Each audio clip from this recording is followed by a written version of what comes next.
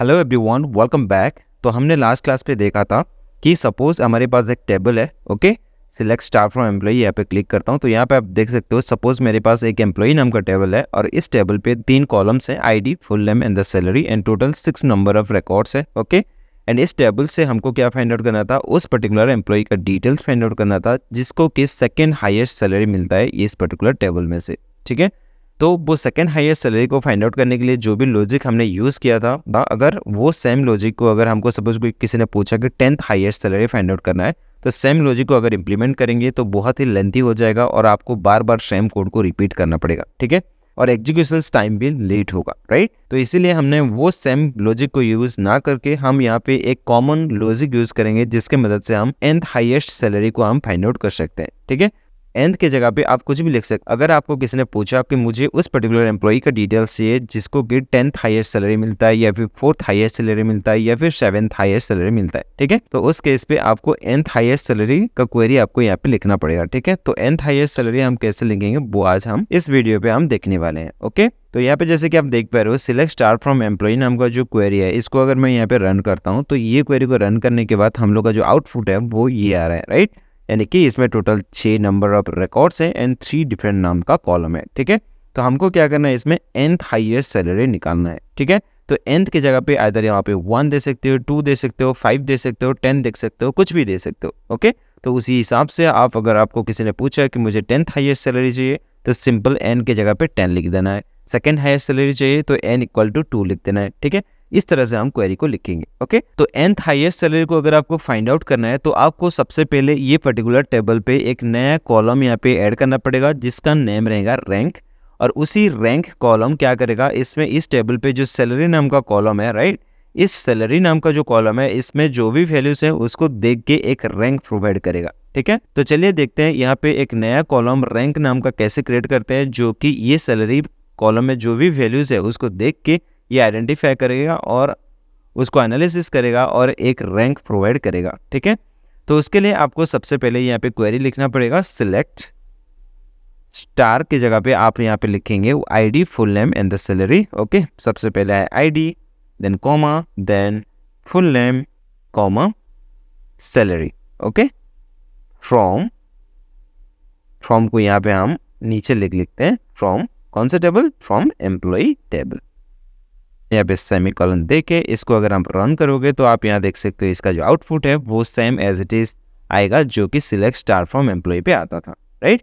तो अभी यहाँ पे और एक कॉलम हमको ऐड करना है जिसका नाम है रैंक। ओके, तो यहाँ पे कॉमा दे के यहाँ पे रैंक एक फंक्शंस होता है, इसको आपको यहाँ पे एंटर करना है। ठीक है, then bracket open and close. ठीक है, तो रैंक फंक्शन जब भी हम यूज करते हैं इसमें और एक कीवर्ड यूज करते हैं जिसको बोलते हैं ओवर। ओके, रैंक ओवर यानी कि किसके बेसिस पे आपको रैंक प्रोवाइड करना है। तो ओवर के बाद आपको फिर से ब्रैकेट ओपन करके क्लोज करना है और इसके अंदर आपको लिखना है हमको रैंक प्रोवाइड करना है सैलरी नाम का जो कॉलम है उसका जो वैल्यूज है उसको देख के आपको एक रैंक प्रोवाइड करना है और उसको ऑर्डर बाय कैसे रखना है, असेंडिंग या डिसेंडिंग, वो यहाँ पे आपको प्रोवाइड करना है। ठीक है, तो यहाँ पे मैं लिख लेता हूँ order by. Okay, order by salary column and यहाँ पे मैं लिख लेता हूँ डिसेंडिंग।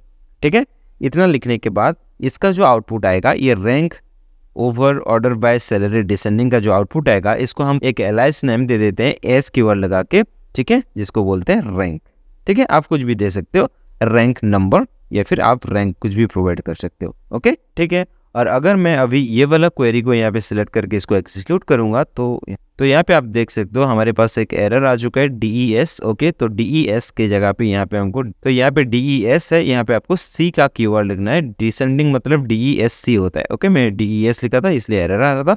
तो अभी मैं ये क्वेरी है इसको सिलेक्ट करके एग्जीक्यूट करूंगा तो आप देख सकते हो इस पर्टिकुलर टेबल में, तो आगे से इसमें कितने कॉलम था, 3, ID, full name and the salary, और अभी यहाँ पे एक नया कॉलम आ चुका है जिसका नाम है रैंक नंबर। यहाँ पे आप देख सकते हो हमने एक रैंक नंबर नाम का कॉलम क्रिएट किया है और ये रैंक नंबर कॉलम कैसे क्रिएट हुआ है, सैलरी कॉलम का जो वैल्यूज है उसको आइडेंटिफाई करके जो वैल्यू सबसे हाईएस्ट है उसको 1 प्रोवाइड किया है, जो भी वैल्यू सेकंड हाईएस्ट है उसको 2 प्रोवाइड किया है। ठीक है, देन यहाँ पे आप देख सकते हो थर्ड हाईएस्ट सैलरी को यहाँ पे 3 प्रोवाइड किया है, लाइकवाइज यहाँ पे ये जो सैलरी कॉलम पे जितना भी वैल्यूज था वो वैल्यू के हिसाब से ये क्या किया है, एक रैंक प्रोवाइड किया है। उसको पहले डिसेंडिंग ऑर्डर पे अरेंज कर दिया और डिसेंडिंग ऑर्डर पे क्योंकि यहाँ पे हमने DESC प्रोवाइड किया है, यानी कि सैलरी कॉलम का जो वैल्यू था उसको डिसेंडिंग ऑर्डर पे पहले कन्वर्ट किया, देन जो भी वैल्यूज टॉप पे आता है उसको 1 प्रोवाइड किया है, then second, then third and fourth, fifth and sixth. ठीक है, तो इस तरह से एक रैंक नंबर नाम का कॉलम क्रिएट हो चुका है जो कि सैलरी कॉलम का जो वैल्यू है उसके ऊपर डिपेंडेड है। ठीक है, तो यहाँ पे हम लोग का ये जो क्वेरी है ये कैसे काम कर रहा है मैं सबसे पहले आपको बताता हूँ। ठीक है, तो इसको पहले एक्सपांड कर लेता हूँ और ये दोनों क्वेरी, ये वाला सिलेक्ट स्टार फ्रॉम एम्प्लॉय है और ये दूसरा क्वेरी है। ठीक है, तो मैं क्या करूँगा, ये दोनों क्वेरी को एक साथ यहाँ पे रन करूँगा ताकि आप देख सकते हो। यहाँ पे आप देख सकते हो सबसे पहला जो क्वेरी है सिलेक्ट स्टार फ्रॉम एम्प्लॉय, इसमें डायरेक्ट एम्प्लॉय टेबल पे जो भी डिटेल्स है वो दिखा रहा है, बट यहाँ पे आपको देखने के लिए मिल रहा है, यहाँ पे आप देख सकते हो select ID, full name, salary and rank column हमको प्रोवाइड करना है फ्रॉम एम्प्लॉय टेबल। बट यहाँ पे ये जो रैंक फंक्शंस है वो कैसे काम कर रहा है, देखो select ID, full name and the salary, select ID, full name and the salary, यहाँ से ID, full name and the salary column को यहाँ पे सबसे पहले आपको दिखा रहा है। देन यहाँ पे हमने रैंक फंक्शन यूज किए हैं, राइट। तो रैंक फंक्शंस कैसे काम करता है, रैंक कैसे काम कर रहा है, यहाँ पे आप देख सकते हो रैंक फंक्शंस को काम करने के लिए हमने इसमें एक आर्गुमेंट पास किया है order by salary descending, right. तो सबसे पहले इस टेबल पे जो सैलरी नाम का कॉलम है, सैलरी नाम का कॉलम को इसने क्या किया है, एक डिसेंडिंग ऑर्डर पे सेट कर लिया। ओके, डिसेंडिंग ऑर्डर पे सेट करने के बाद उसको एक रैंक प्रोवाइड कर दिया है, राइट। इसलिए यहाँ पे ये क्वेरी ऐसे काम कर रहा है। यहाँ पे आप देख सकते हो हम सबसे पहले सैलरी नाम का जो कॉलम है, सैलरी नाम का कॉलम को हमने डिसेंडिंग ऑर्डर पे सेट कर लिया और उसके बाद उसको एक रैंक प्रोवाइड कर दिया। ठीक है, यहाँ पे आप देख सकते हो आउटपुट पे ये कॉलम को डिसेंडिंग ऑर्डर पे सेट करने के बाद ऐसे दिखेगा। देन इसको आपको एक रैंक प्रोवाइड करना है, यानी कि सबसे पहले पे जो भी वैल्यूज आता है वो 1 आ जाएगा क्योंकि डिसेंडिंग मतलब बड़ा से छोटा, राइट। यानी कि सैलरी कॉलम का जो भी वैल्यूज था उसको बड़े से छोटे पे अरेंज कर दिया और सबसे पहला जो आता है उसको 1 प्रोवाइड किया, सेकंड पे आता है तो 2 प्रोवाइड किया, थर्ड नंबर रो पे आता है तो 3rd प्रोवाइड किया। उसी हिसाब से उसने आपको एक रैंक नंबर नाम का कॉलम प्रोवाइड करके यहाँ पे दे दिया, राइट। तो अभी ये वाला जो टेबल था वो कन्वर्ट हो चुका है इस टेबल पे, राइट। तो अभी अगर किसी ने आपको पूछा कि ये जो पर्टिकुलर टेबल है, ओके, इस टेबल से वो पर्टिकुलर एम्प्लॉय का डिटेल्स से जिसका रैंक नंबर 2 है, ठीक है, तो मैं यहाँ पे क्या करूँगा, यहाँ पे सबसे पहले सिलेक्ट स्टार फ्रॉम, ठीक है, सिलेक्ट स्टार फ्रॉम लगाने के बाद यहाँ पे मैं ब्रैकेट यहाँ पे एंटर करता हूँ, देन ब्रैकेट ओपन कर लेता हूँ, देन यहाँ पे फिर से ब्रैकेट को यहाँ पे मैं क्लोज कर लेता हूँ। ठीक है, और ये जो वैल्यू आ रहा है, राइट, ये जो वैल्यू आ रहा है इसका जो नेम है इसको मैं कुछ भी नेम दे सकता हूँ। सपोज मैं यहाँ पे T दे दिया, ठीक है, और ये जो सेमीकोलन है इसको मैंने रिमूव कर दिया। ऑलराइट, तो select star from table T, ये जो क्वेरी का आउटपुट आ रहा है उसको हमने T नाम से प्रोवाइड कर दिया। ठीक है, तो select star from table T, ठीक है, जहाँ पे कि रैंक नंबर यानी कि वेयर रैंक नंबर, ये वाला हम लोग के पास कॉलम है, right, rank number where rank number equal to, यहाँ पे आप जो भी वैल्यू पास करोगे वो वैल्यू के हिसाब से आपको डिटेल वैल्यू है वो दिखाएगा। ठीक है, तो सपोज मैं यहाँ पे वो पर्टिकुलर एम्प्लॉय का डिटेल फाइंड आउट करना चाहता हूँ जिसको कि सेकंड हाईएस्ट सैलरी मिलता है, तो यहाँ पे मैं सेकंड हाईएस्ट मतलब यहाँ पे मैं 2 प्रोवाइड करूँगा। देन यहाँ पे मैं सेमीकोलन देके ये एंटायर क्वेरी को अगर रन करता हूँ, ठीक है, तो यहाँ पे आप देख सकते हो यहाँ पे वो पर्टिकुलर एम्प्लॉय का डिटेल आ चुका है जिसको कि सेकंड हाईएस्ट सैलरी मिलता है, राइट।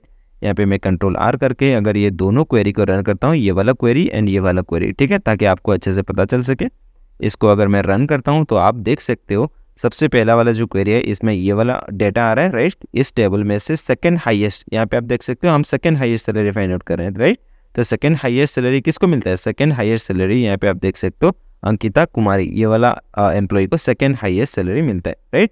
तो सपोज मुझे किसी ने पूछा कि यहाँ पे मुझे 4th हाईएस्ट सैलरी मुझे फाइंड आउट करना है, ठीक है, तो यहाँ पे मैं 4 लिख दूंगा, राइट।